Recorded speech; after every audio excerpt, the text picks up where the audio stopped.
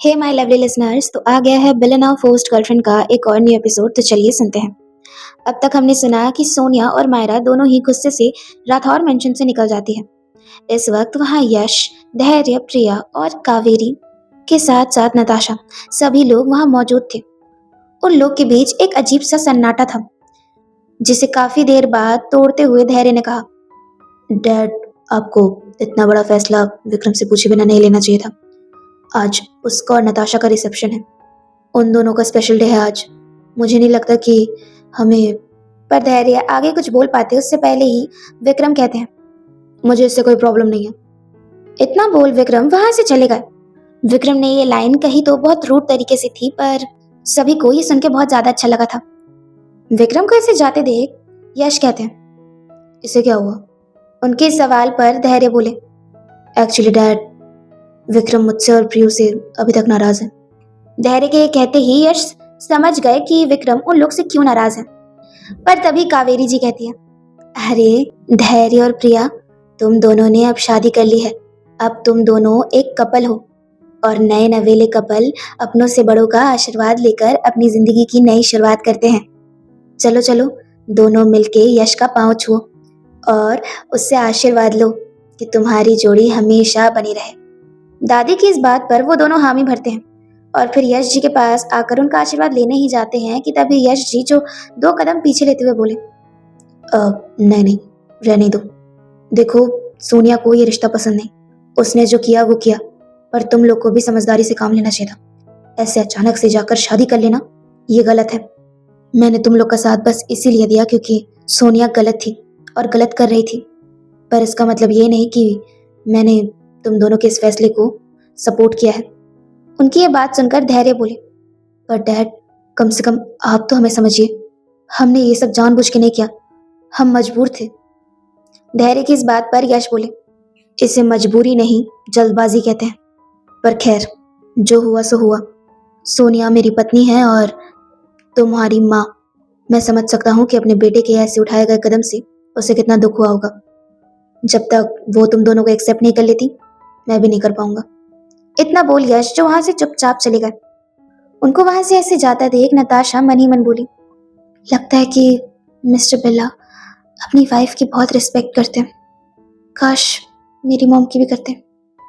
पर तभी धैर्य और प्रिया जो कावेरी जी के पास आए और उनका आशीर्वाद लिया। कावेरी जी ने एक प्यारी सी स्माइल के साथ उनसे कहा, जुग जुग जियो मेरे बच्चों। देखो, जो भी हुआ वो सही तो नहीं हुआ, पर जो हो गया सो हो गया। लेकिन तुम दोनों को ये याद रखना है कि सोनिया तुम्हारे परिवार का एक अहम हिस्सा है। यश ने बिल्कुल सही कहा, पहले मिलके सोनिया को मनाओ। सोनिया मान जाएगी तो लाइफ में अपने आप सब सही हो जाएगा।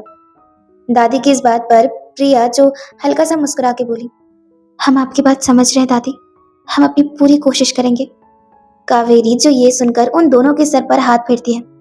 उसके बाद धैर्य और प्रिया जो नताशा की तरफ बढ़ने लगे, पर नताशा के चेहरे में उन दोनों को देखकर कुछ खास खुशी नहीं थी। वो उन लोग के बढ़ते कदमों को देख अपने कदम पीछे लेती है और सीधा अपने रूम की तरफ चली जाती है।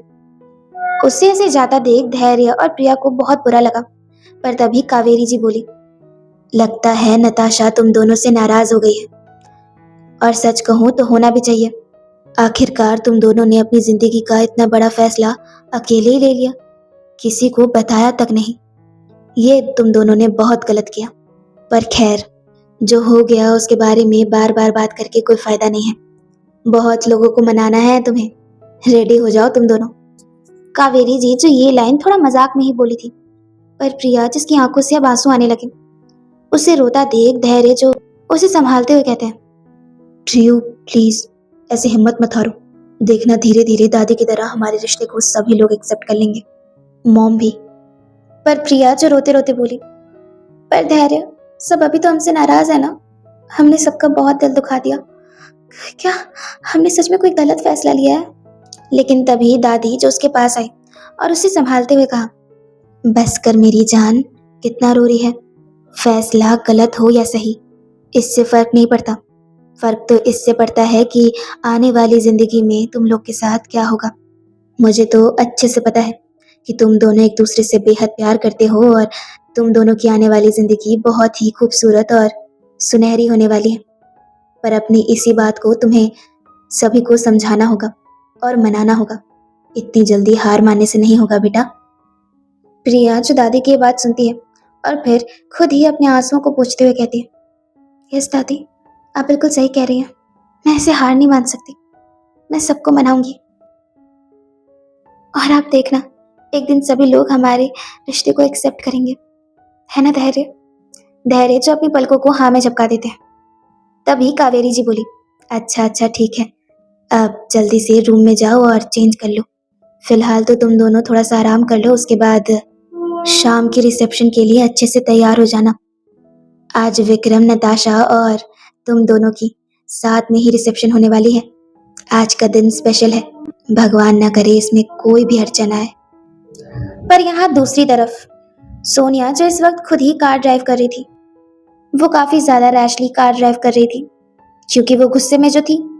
मायरा जो उनके बगल वाली सीट में बैठी हुई थी, वो डरते हुए बोली, मॉम प्लीज थोड़ा स्लो चलाइए, आप मुझे डरा रही हैं। देखिए आप प्लीज अपने गुस्से पर थोड़ा कंट्रोल करिए, जो होना था वो तो हो गया है ना। पर मायरा की इस बात पर सोनिया जो दहाड़ते हुए बोली, व्हाट डू यू मीन? जो होना था वो हो गया? उस लड़की की हिम्मत कैसे हुई मेरे बेटे से शादी करने की? औकात देखी उसने? मैं वैसी लड़कियों को अपने घर सर्वेंट की नौकरी भी नहीं देती, और वो सीधा मेरे घर की बहू बनने के ख्वाब सजा रही है। No, not at all, not at all. अपनी मॉम की ये सारी बातें सुन मायरा थोड़ा डरते डरते बोली, बट मॉम, अब तो धैर्य भैया ने और उस प्रिया ने एक दूसरे से शादी कर ली है, अब हम चाह के भी क्या ही कर सकते हैं। सोनिया जो अपनी लाल आंखों से मायरा को घूरते हुए बोली, मैं चाहूं तो एक पल में सब कुछ खत्म कर सकती हूँ, एवरीथिंग। मायरा जो अपनी मॉम की बातें सुनकर डर रही थी, वो डरते डरते ही पूछी, बट हाउ मॉम? तभी सोनिया जो वापस ड्राइविंग में फोकस करते हुए बोली, व्हाट हाउ? इन सब की जड़ वो नताशा ही तो है। पहले उसे रास्ते से हटाऊंगी और फिर उसकी बेस्ट फ्रेंड प्रिया को। मायरा जो अपनी मॉम की बात सुन मनी मन बोली, मम्मा भी ना गुस्से में न जाने क्या क्या बोलती रहती है। कहा तो इन्होंने ऐसे है जैसे ये उन दोनों को मार ही देगी। मायरा को ऐसा लग रहा था कि ये सारी बातें सोनिया गुस्से में बोल रही थी, पर आज तक उसने कभी अपनी मॉम का असली रूप देखा ही नहीं। थोड़ी देर बाद जब उसने कार को फार्म हाउस की तरफ जाते हुए देखा तो वो हड़बड़ा कर बोली, मॉम आप फार्म हाउस जा रही हैं क्या? उसके इस सवाल पर सोनिया कहती है, हाँ, जाके देखूं तो कि वो आवारा लड़का कर क्या रहा है। अपने बाप का घर समझ के रखा है उसने, ठाट और आराम से रह रहा है वो बहुत। जल्दी उसका किस्सा खत्म करना होगा। फालतू में ही मैंने उसकी मदद ले ली, किसी काम का नहीं है वो लड़का। मायरा जो अपनी मॉम की बातें सुनी और फिर किसी गहरी सोच में चली गई। Flashback on. सुबह का वक्त जब मायरा और तंज एक ही बेड पर थे। मायरा की आंखें हल्की हल्की खुलना स्टार्ट हुई। उसके सर में काफी पेन हो रहा था। वो हल्का सा छटपटाते हुए उठी, पर जैसे ही वो पूरी तरीके से अपनी आंखों को खोलती है तो उसने देखा कि उसके साथ तंज सोया हुआ है। दोनों की ही बॉडी के ऊपर ब्लैंकेट थी और दोनों ने ही इस वक्त एक भी कपड़ा नहीं पहना हुआ था। मायरा जो ये देख काफी ज्यादा घबरा गई और फिर रात के पलों को याद करने लगी। उसे कुछ भी सही से याद नहीं आ रहा था। उसे बस इतना याद आ रहा था कि कल रात कैसे वो तंज की बातों में आ गई और फिर तंज और उसके बीच वो सब हो गया जो शायद नहीं होना चाहिए था। वो बहुत ज्यादा उस वक्त घबरा चुकी थी, इसीलिए वो चुपचाप वहां से उठी, अपने कपड़े पहने और तंज को वैसे ही सोता छोड़ वहां से निकल आई। Flashback and. मायरा जो मनी मन बोली, ओह गॉड, कल रात को जो कुछ भी हुआ उसके बाद मैं तंज को कैसे फेस करूंगी? पता नहीं नशे में मुझे क्या हो गया था। ऐसा लग रहा था कि मेरी बॉडी पर मेरा कोई कंट्रोल नहीं है। पर मैंने तो सिर्फ एक ही ड्रिंक ली थी, फिर उतने से में मेरा वैसा हाल कैसे हो गया? मुझे क्यों होश नहीं रहा? मैंने क्यों उसके साथ? छी, पता नहीं वो मेरे बारे में क्या सोच रहा होगा। कहीं उसने मॉम को इस बारे में सब कुछ बता दिया तो? नहीं नहीं नहीं नहीं नहीं, ये बात किसी को पता नहीं चलनी चाहिए। मुझे उससे बात करके समझाना होगा कि जो कुछ भी हुआ वो एक गलती थी। मैं सब कुछ भूल चुकी हूँ और वो भी भूल जाए। मायरा जो यही सब सोच सोच कर परेशान हुए जा रही थी।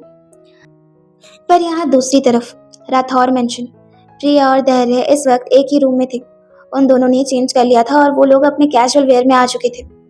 धैर्य जो नॉर्मल टी शर्ट और ट्राउजर में थे, तो वही प्रिया ने भी एक सिंपल ब्लू कलर की ड्रेस पहनी हुई थी। दोनों इस वक्त सोफे में बहुत ही क्लोज होकर हाथों में हाथ डाले बैठे हुए थे। प्रिया जो धीमी आवाज में बोली, धैर्य। सामने से आवाज आई, बोलो। धैर्य, हमने ठीक तो किया ना? हमने कोई गलती तो नहीं कर दी ना? क्या सच में हमने जल्दबाजी दिखाई? हमें वेट करना चाहिए था। उसकी इस बात पर धैर्य ने कहा, बिल्कुल भी नहीं, हमने कोई भी गलती नहीं की है प्रियो। तुम जानती हो, अगर हम ये कदम आज नहीं उठाते तो हम दोनों कभी भी एक नहीं हो पाते। मैं अपनी मॉम को बहुत अच्छे से जानता हूँ, वो बहुत जिद्दी है। वो हम दोनों की शादी कभी नहीं कराती और हम दोनों को उल्टा एक दूसरे से दूर कर देती, जैसे वो ऑलरेडी कर रही थी। प्रिया जो धीमे से बोली, आप अपनी मॉम के बारे में ऐसी बातें क्यों कर रहे हैं? धैर्य जो हल्का सा मुस्कुराते हुए बोले, मैं तुम्हें सिर्फ और सिर्फ सच बता रहा हूँ। मेरी मॉम को मनाना इतना आसान नहीं है। पर तभी प्रिया बोली, धैर्य, हम पूरी कोशिश करेंगे। आपको पता है, आपकी मॉम का तो पता था कि वो हमसे नाराज हो जाएगी, पर मैं आशु की वजह से बहुत ज्यादा परेशान हूँ। वो भी हम दोनों से नाराज हो गई है। उसे तो समझना चाहिए था ना हमारी सिचुएशन को। उसकी इस बात पर धैर्य कहते हैं, सही कह रही हो तुम। मैंने भी नताशा से ये एक्सपेक्ट नहीं किया था। मुझे लगा कोई हमारा साथ दे या ना दे, नताशा जरूर देगी, पर ऐसा कुछ नहीं हुआ। आई थिंक मुझे लग रहा है कि उसे बहुत बुरा लगा है। प्रिया जो उनसे थोड़ा दूर हो हैरानी से बोली, बुरा लगा है? किस बात का बुरा लग गया उसे? पर तभी धैर्य जो प्रिया के गाल पर एक सॉफ्ट किस करते हुए बोली, उसे इसी बात का बुरा लगा है कि अब उसकी बेस्ट फ्रेंड सिर्फ उसकी नहीं रही, मेरी भी बन चुकी है। इनफैक्ट अब उससे ज्यादा मेरा हक है तुम पर। धैर्य जो इतना बोल प्रिया के होठों के करीब बनने लगे, पर तभी प्रिया जो उनके होठों पर हाथ रखते हुए बोली, अरे अरे अरे, ये क्या कर रहे हो आप? मेरी आशु की जगह कोई नहीं ले सकता, आप भी नहीं। वो मेरी बेस्ट फ्रेंड नहीं, मेरी बहन है, और आप देखना, मैं उसे बहुत जल्द मना लूंगी। धैर्य जो मुस्कुराते हुए उसके हाथ को अपने होठों से हटाकर बोले, अच्छा, पति से ज्यादा बेस्ट फ्रेंड की चिंता, ये तो गलत है। जाओ जाओ फिर अपनी बेस्ट फ्रेंड के पास ही जाओ, मेरा भला भी यहाँ क्या काम।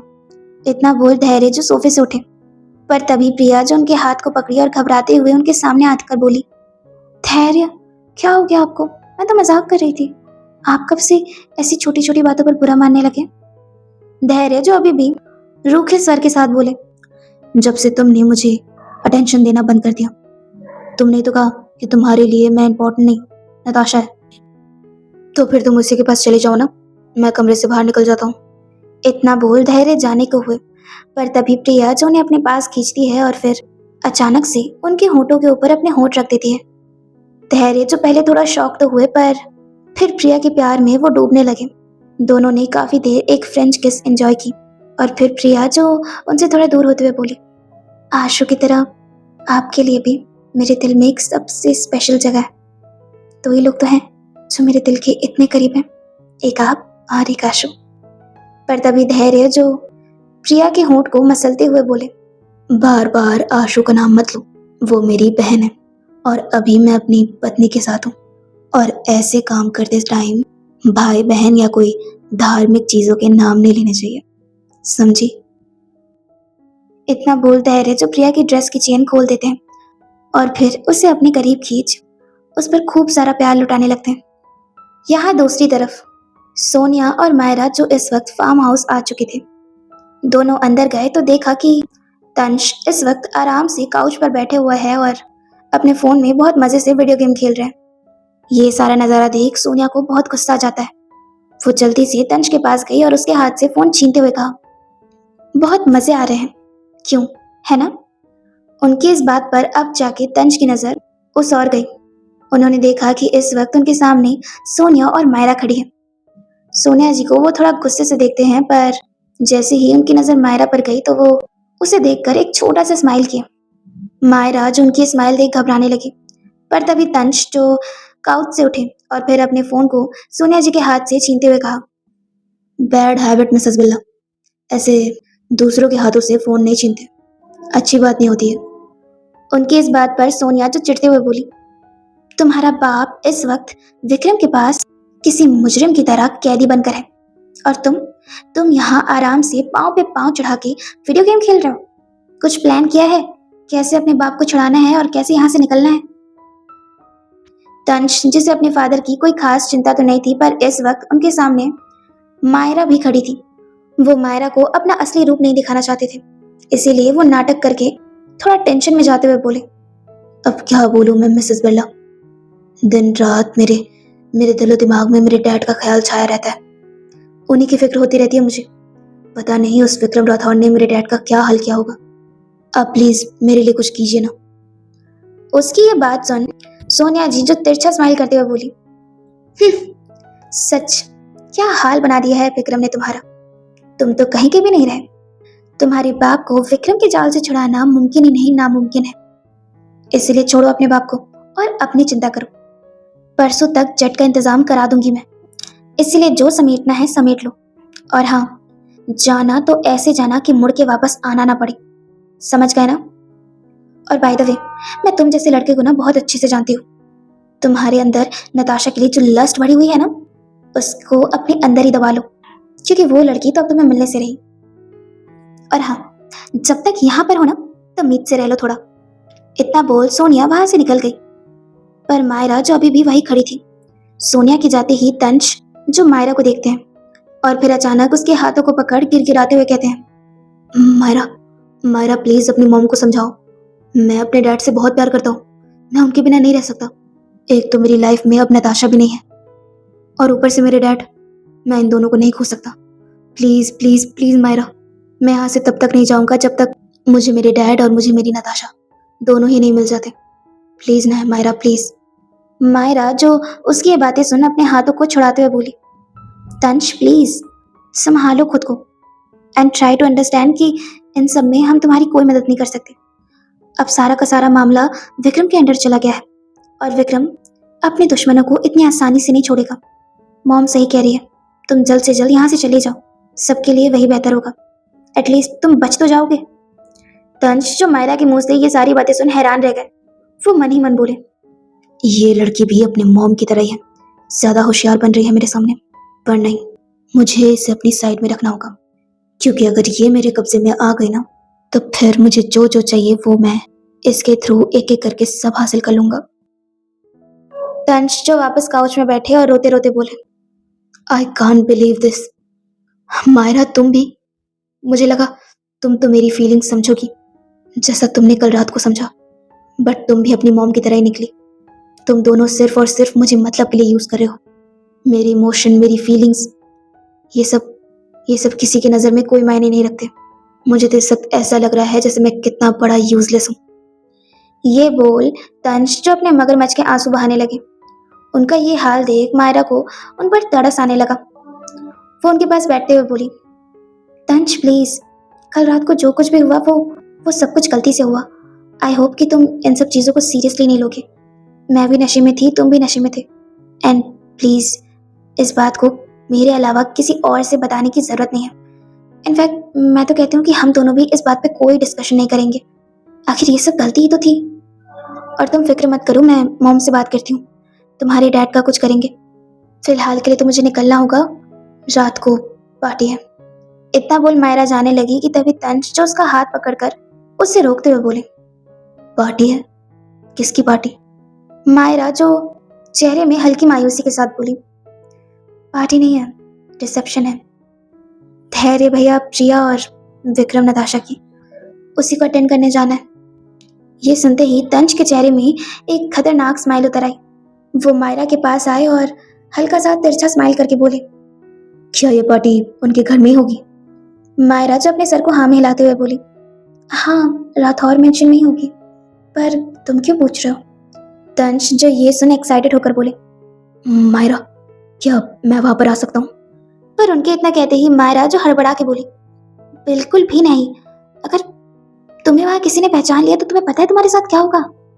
पर तभी तंश जो बेफिक्री से बोले, कुछ भी नहीं होगा, मैं वहां पर अपना गेटअप चेंज करके चला जाऊंगा, बस उसके लिए तुम्हें मेरा साथ देना होगा।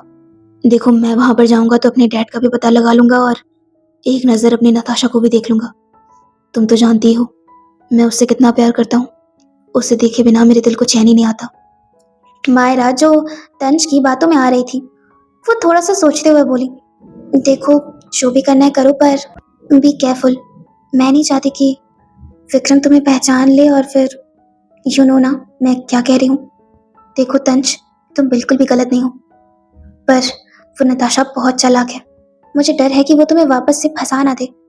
एक तो तुम उससे इतना प्यार करते हो और वो सच अनग्रेटफुल पर्सन। मायरा की ये सारी बातें सुन तंज, जो अंदर ही अंदर खुश होते हुए बोले, हम्म लड़की आ ही गई झांसे में। अब बस इसे ऐसे ही अंधेरे में रखना है, बाकी बैकअप प्लान तो मेरे पास है ही। पर तभी तंज बोले, सी मायरा, तुम सच में बहुत ज्यादा अच्छी हो। एक तुम ही हो जो मेरी फीलिंग्स को समझ पा रही हो। एंड यू नो व्हाट, मुझे तो आज सोच सोच के घबराहट हो रही है कि मैं उस विक्रम और नताशा को साथ में कैसे देखूंगा। काश काश कुछ ऐसा हो जाए कि नताशा खुद ही विक्रम को छोड़ दे और मेरे पास चली आए। उनकी इस बात पर मायरा, जो आंखें रोल करते हुए बोली, मैंने तो इन सब की उम्मीद ही छोड़ दी है। विक्रम और नताशा को दूर करना इम्पॉसिबल है। दोनों एक दूसरे के ऊपर अंधों की तरह विश्वास करते हैं। पर तभी तंज, जो तिरछा स्माइल के साथ बोले, पर मेरे पास एक आइडिया है जिससे उन लोग के बीच कुछ ऐसा होगा जिससे उन दोनों के रिश्ते में एक ऐसी आग लगेगी जिसे कोई नहीं बुझा पाएगा। मायरा, जो ये सुन थोड़ा सोचते हुए पूछी, मतलब कहना क्या चाहते हो तुम? तंज, जो थोड़ा सा मुस्कुराए और फिर मायरा को अपने एक प्लान के बारे में बताने लगे। अब कुछ ही घंटों में शाम हो गई। आज रात हॉर मेंशन में नताशा, विक्रम और साथ ही धैर्य प्रिया का रिसेप्शन था। सारे गेस्ट भी आना स्टार्ट हो गए थे। कावेरी और यश, जो सभी गेस्ट को संभाल रहे थे। पर कुछ ही देर बाद मेन डोर से विक्रम की एंट्री होती है। विक्रम को देखते ही सारे गेस्ट थोड़ा हैरान हो गए, क्योंकि विक्रम इस वक्त मेन डोर की तरफ से आ रहे थे। उन्हें ऐसे बाहर से आता देख यश थोड़ा हैरान हुए और फिर उनके पास जाकर बोले, विक्रम बेटा, बाहर से आ रहे हो और ये क्या, तैयार नहीं हुए तुम? पार्टी स्टार्ट हो गई है, सारे गेस्ट आना भी स्टार्ट हो गए हैं। जाओ जल्दी जाकर तैयार हो जाओ, तुम्हें और नताशा को साथ में ही तो आना है। नताशा का नाम सुन विक्रम थोड़ा चिढ़ गए। वो दिन भर घर से बाहर इसीलिए ही थे ताकि उन्हें नताशा का सामना न करना पड़े। वो नताशा से काफी ज्यादा नाराज थे, इतना कि वो उसकी कोई सफाई भी नहीं सुनना चाहते थे। विक्रम को ऐसे कोई ना जवाब देता देख यश, जो उनके कंधे पर हाथ रखते हुए बोले, विक्रम, कोई बात है क्या? पर तभी विक्रम अपनी जेब में हाथ डालते हुए बिना किसी एक्सप्रेशन के साथ बोले, नहीं, कोई भी बात नहीं है और मैं ऐसे ही ठीक हूँ। मुझे वापस रेडी होने की कोई जरूरत नहीं है। विक्रम, जिन्होंने ऑलरेडी एक ब्लैक कलर का टक्सीडो पहना हुआ था, जिसमें वो हमेशा की तरह काफी ज्यादा हैंडसम और चार्मिंग लग रहे थे। यश, जो उन्हें देखते हुए अपने सर को हाँ में हिलाते हुए कहे, हाँ हाँ विक्रम, वो तो मुझे दिख ही रहा है कि तुम अच्छे खासे हैंडसम लग रहे हो, पर रिसेप्शन के लिए स्पेशली नताशा यानी मेरी बेटी ने तुम्हारे लिए काफी एक्सपेंसिव और क्लासी सूट चूज किया है। तुम अगर वो पहनोगे तो उसे बहुत अच्छा लगेगा, इसलिए जाओ और जाकर चेंज कर लो। यश ने अपनी ये बात ऐसे कही जैसे वो कोई ऑर्डर दे रहे हो, पर विक्रम, जिन्हें सिर्फ और सिर्फ ऑर्डर देना आता था, ऑर्डर लेना नहीं, वो यश की तरफ देख अपने सख्त अंदाज में बोले, विक्रम राठौर किसी के लिए भी अपने फैसले नहीं बदलता। मैंने आपसे कहा ना, मैं ऐसे ही ठीक हूँ। यश, जो विक्रम की ये बात सुन चुप हो गए। वो अच्छे से समझ गए कि अगर विक्रम ने किसी चीज के लिए मना कर दिया तो वो वापस उस चीज के लिए कभी नहीं मानेंगे। इसलिए उन्होंने और कोई कोशिश नहीं की और फिर एक छोटी सी स्माइल के साथ बोले, कोई बात नहीं, जैसी तुम्हारी इच्छा। Well Vikram, thank you so much. आज तुम्हारा और नताशा का स्पेशल डे था, तुम दोनों का रिसेप्शन था, लेकिन तुमने अपने इतने स्पेशल डे को मेरे बेटे धैर्य और मेरी बहू प्रिया के साथ शेयर किया। Thank you so much, it means a lot. उनकी इस बात पर विक्रम अपनी कोल्ड वॉइस में बोले, अगर मैं आपके बेटे जैसा हूं तो इस लॉजिक से धैर्य भी तो मेरा कुछ लगेगा ही ना। और वैसे भी इस रिसेप्शन में कोई एक कपल तो खुश रहे। इतना बोल विक्रम, जो चुपचाप वहां से चले जाते हैं। विक्रम की ये बातें साफ साफ बयां कर रही थी कि वो इस रिसेप्शन से कुछ खास खुश नहीं है। यश को कुछ समझ में तो नहीं आया, पर यहाँ दादी, जो उन दोनों की ये सारी बातें सुन लेती है, वो मन ही मन बोली, नताशा और विक्रम का झगड़ा तो बढ़ते ही जा रहा है। नहीं नहीं, मुझे कुछ तो करना होगा। ऐसे में कैसे चलेगा? इतना बोल दादी जो सीधा नताशा के कमरे की तरफ जाने लगी। लेकिन उनके जाने से पहले ही सीढ़ियों से प्रिया और धैर्य की एंट्री होती है। उन दोनों की शादी भले ही धूमधाम से ना हुई हो, पर ये रिसेप्शन बहुत ही लैविश और शानदार था। यहाँ धैर्य और प्रिया जो सीढ़ियों से धीरे धीरे नीचे आ रहे थे, उनके नीचे आते ही उनके सारे फ्रेंड्स और बिजनेस पार्टनर उन्हें शादी के लिए कॉन्ग्रेचुलेट करने लगे। पर यहाँ विक्रम, जिनकी नजर अभी भी सीढ़ियों में ही टिकी हुई थी, उन्हें लगा कि अब उन दोनों के साथ नताशा भी नीचे आएगी, पर ऐसा कुछ भी नहीं हुआ। नताशा जो वहां पर थी ही नहीं। उनकी तलाश थी और तड़पती नजरें जो बेतहाशा नताशा को ही ढूंढ रही थी, पर नताशा जो उन लोग के साथ आई ही नहीं थी। दादी जो विक्रम के सारे एक्सप्रेशन नोट कर लेती है और फिर अचानक विक्रम के पास जाते हुए कहती है, अपनी बीवी को ढूंढ रहे हो? विक्रम जो ये बात सुन अपना मुंह को फेर लेते हैं और वापस अपनी वाइन पीने लगते हैं। उनके ऐसा करने से कावेरी जो उनके मुंह के सामने खड़ी हुई और फिर थोड़ा गुस्से में बोली, ये सब क्या है विक्रम? आज तुम्हारा और नताशा का रिसेप्शन है। ऐसी कोई भी बातों में तुम लोग झगड़ा करोगे और फिर अपनी लाइफ के इतने अच्छे अच्छे पलों को खराब करोगे क्या? नताशा तब तक नीचे नहीं उतरेगी जब तक तुम खुद उसे लेने नहीं जाओगे।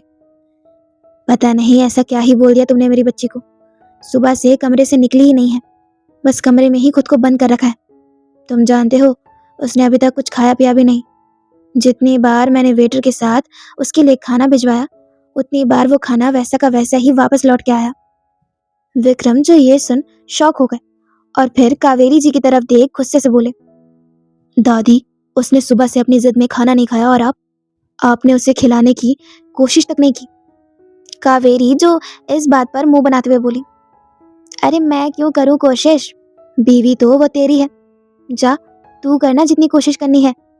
मैं तो कहती हूँ ऐसे झगड़े करने ही क्यों, जिसमें दूसरा वाला लड़ने की जगह अपने सारे हथियार ही उतार दे। अब तू ही जा और अपनी बीवी को संभाल। मैं उसे अच्छे से जानती हूँ। जब तक तू नहीं जाएगा ना तो वो नीचे ही नहीं उतरेगी। अरे बेटा, इतने सारे मेहमान आए हैं, खामोखा जगह घसाई हो जाएगी। इसलिए जो भी झगड़ा वगड़ा करना है वो रिसेप्शन पार्टी के बाद करना। फिलहाल के लिए तू जा और उसके हाथों में अपना हाथ डाल, उसे बहुत शान और प्यार से यहाँ पर लेकर आ। सारे गेस्ट से अच्छे से मिल, अच्छे से बात कर और फिर पार्टी खत्म होते ही अपना झगड़ा वापस शुरू कर देना। पर तब तक के लिए नो झगड़ा लड़ाई। अब जा, जल्दी जा और अपनी बीवी को लेकर नीचे आ। विक्रम जो दादी की ये बात सुन काफी गुस्से में वहां से चले गए। उन्हें ऐसे गुस्से में जाते देख दादी जो मनी मन बोली, हे भगवान, कहीं ज्यादा तो नहीं भड़का दिया मैंने? पर क्या करती, अगर खाने वाला बहाना नहीं करती तो ये जाता भी नहीं। ढीठ जो है एकदम। वैसे भी इसे थोड़ी पता है कि मैं तो ऑलरेडी ही नताशा को जबरदस्ती खाना खिला चुकी हूँ। बस जो भी हो, इस लड़के का गुस्सा उतर जाए और दोनों के बीच वापस सब कुछ पहले जैसा हो जाए। अब यहाँ दूसरी तरफ नताशा जो इस वक्त ड्रेसिंग टेबल के सामने बैठी हुई थी, वो इस वक्त पूरी तरीके से रेडी थी। पिंक कलर का एक काफी सुंदर ऑफ शोल्डर गाउन और खुले बाल और हल्का ग्लैमरस मेकअप जो उसके पूरे लुक को काफी ज्यादा कॉम्प्लीमेंट कर रहा था। वो तो आज बहुत प्यारी और खूबसूरत लग रही थी, पर उसके चेहरे में आज वो नूर और वो खुशी झलक नहीं रही थी। अब उसके खुद के नूर, उसके विक्रम उससे नाराज जो है, तो फिर खुशी छलकती भी तो कहाँ से? वो अपने बाल को कॉम करते करते खुद में ही बोली, पता नहीं मैं विक्रम को कब मना पाऊंगी। वो तो मुझसे कुछ ज्यादा ही नाराज हो गए।